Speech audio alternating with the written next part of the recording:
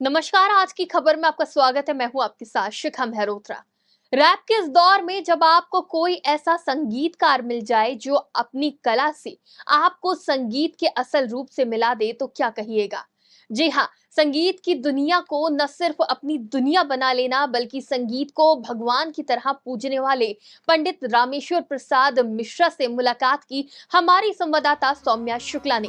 बादल रे हर जगह राजा बरसन लागे बिजुरी चमके जिया तेरा बादल आज मैं रे। आपकी एक ऐसी शख्सियत से मुलाकात करवाने वाली हूँ जो इस उम्र में भी लगातार अपनी कला को ज्यादा से ज्यादा लोगों तक पहुंचाने का प्रयास कर रहे हैं। जी हाँ, मैं बात कर रही हूँ बनारस घराने से ताल्लुक रखने वाले पंडित रामेश्वर प्रसाद मिश्रा जी का। गुरुजी, सबसे पहले तो आपका हमारे चैनल आज की खबर में बहुत बहुत स्वागत। धन्यवाद। तो आप हमारे दर्शकों को अपनी ये प्रेरणा भरी कहानी बताना चाहेंगे, और सबसे पहले हम शुरुआत करेंगे कि आपका ये संगीत का सफर कहाँ से शुरू हुआ। हमारे संगीत के सफर ये बनारस से शुरू हुआ। ये हमारे पिताजी स्वर्गीय पंडित भवानी प्रसाद मिश्र जी और हमारे बड़े भाई पंडित अमरनाथ मिश्र जी सितार वादक थे। हम लोग के घराने से परंपरा चली आई है। और पहले मैं सारंगी बजाता था, तो कुछ कलाकारों का सुन के पंडित गुलाम अली खां साहब को सुन के एक प्रेरणा जगी गाने का। तो हमारे दादाजी पंडित मुंशी राम जी हमारे गुरु जी के यहाँ पकड़ के ले गए। पंडित बड़े रामदास जी थे। उस समय उनकी उम्र थी 94 या 3 साल हमको गवाए। सुबह हम लोग जाते गुरु शिष्य परंपरा से, सुबह जाते रहे तो हम लोग घर की सफाई उनकी करते रहे, उनकी आसनी बिछाते रहे, पूजा पाठ करके जब आते रहे तो रियाज कराते रहे हम लोग। 2 साल तक तो सिर्फ हम लोग अलंकार गाए हैं, जैसे कि हिंदी में पढ़िए तो क ख ग घ पूरा, इंग्लिश में पढ़िए ABCD। तो उसी प्रकार से हम लोगों के अलंकार होता है, तो वो हम लोगों को कराते रहे। वो थोड़ी सी गलती होती रही तो हम लोग के घर में शिकायत पहुंच जाती रही।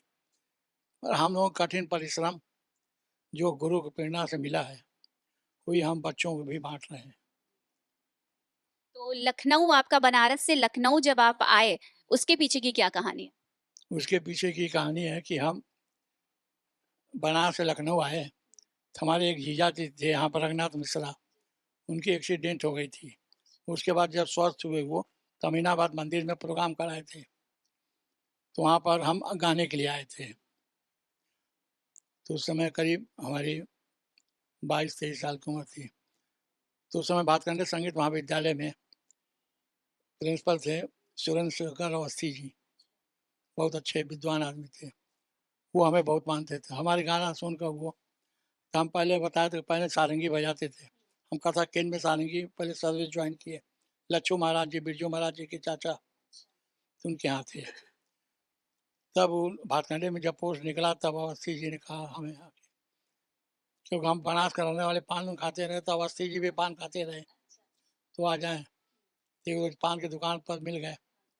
कहें कि रामेश्वर ये पोस्ट निकला हुआ है बेटा, तुम भर दो, हमें तुम्हारी ज़रूरत है। कहाँ यहाँ पड़े हो यार। हमारी पहली सर्विस उन्होंने लगवाई कथा केंद्र में।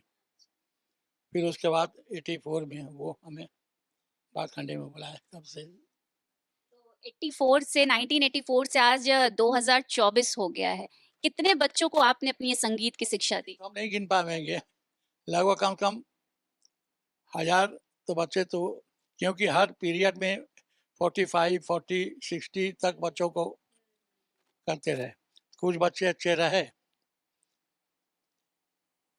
किसी वजह से। अच्छा जी, आपने हमें बताया था कि आपने जो है अपनी संगीत की शिक्षा मुलायम सिंह यादव की छोटी बहू और भाजपा नेता अपर्णा यादव को भी दी। तो हो गई है, पहले तो समाजवादी पार्टी में थी। बहुत अच्छा सम्मान है उनका है।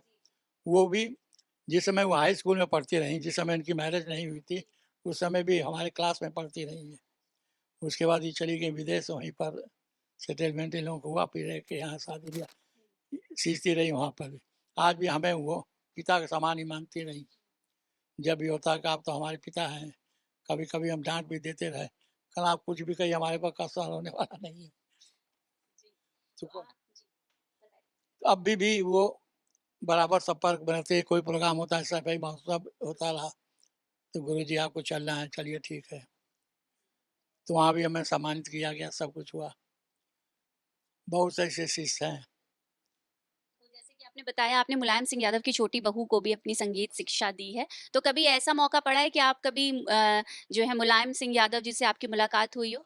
मुलाकात हुआ है, वहाँ घर में जाते रहे उनके ना, ये कालिदास मार्ग पर 5 बंगला जब उनका है, तो वहीं जाते रहे। असल में वहाँ तो उतने बिजी इतना रहते रहे कि वहाँ पर तो है, गेट पर पहुँचे, फ़ोन किया गया कि गुरुजी आ गए, कहाँ 24 नंबर रूम में बैठा दो। तो एक गार्ड लेके क्या बिठा दिया। एक बार ऐसा ही हुआ कि शुरू-शुरू में कुछ गार्ड चेंज होते रहते हैं, तो आके कहें कि आपको अब तलाशी देना पड़ेगा बैग वगैरह। तो तलाश-वलाश सब हो गई, तो जाकर पढ़ना कहा। हमने कहा यार हमें इस ढंग से ना बुलाया करो, कोई चोर बदमाश नहीं है जो तलाशी पूरा ले सब। कहेंगे नहीं गुरुजी समय का माहौल ऐसा चल रहा है। सिक्योरिटी हमने कहा ठीक है, मगर कम से कम यार हमारी उम्र भी देख के तब से फिर थे।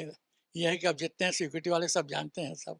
अब घर भी आते हैं, होली दिवाली पर मिठाई लेकर आते हैं घर पर बेचारे सब। अच्छा, आपको इतने साल हो गए संगीत से जुड़े हुए, तो आज के जो युवा हैं, उनको आप कोई संदेश देना चाहते हैं हमारे चैनल के माध्यम से?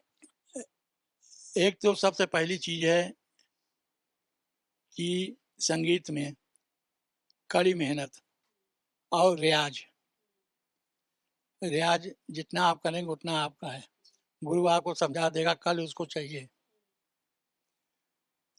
तो बच्चे असल में क्या आजकल के बच्चे ऐसे हैं कि पेरेंट्स लेके आते हैं, कहें गुरुजी इसको सारेगामापा में भेजना है, गाओ सिखा दीजिए।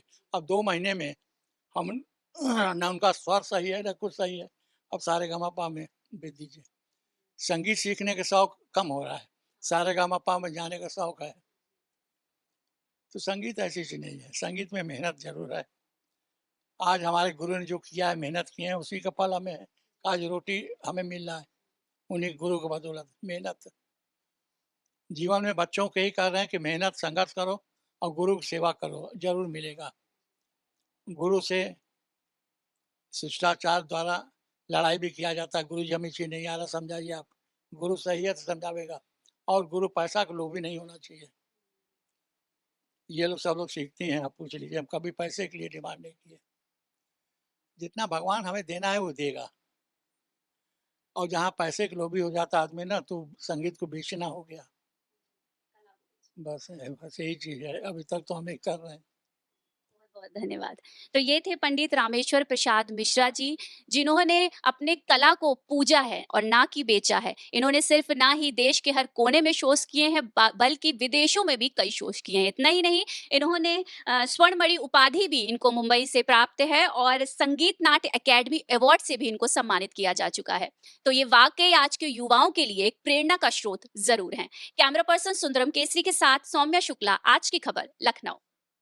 इसके अलावा पंडित रामेश्वर प्रसाद की शिष्या लक्ष्मी कौशल ने भी अपने गुरु के बारे में क्या कुछ बताया, आप भी देखिए। गुरुजी ने मुझे बहुत मेहनत से सिखाया है। मैं हाउसवाइफ हूँ, लेकिन मुझे बचपन से गाने का बहुत शौक था। लेकिन एक पार्टी में गुरुजी से मुलाकात हुई। जब गुरुजी ने मुझे देखा कि मुझे कुछ भी नहीं आता है, लेकिन गुरुजी ने जब देखा कि मेरे अंदर बहुत शौक है सीखने का, तो गुरुजी ने मुझे बहुत मेहनत से, कई सालों की मेहनत से गुरुजी ने मुझे सिखाया है।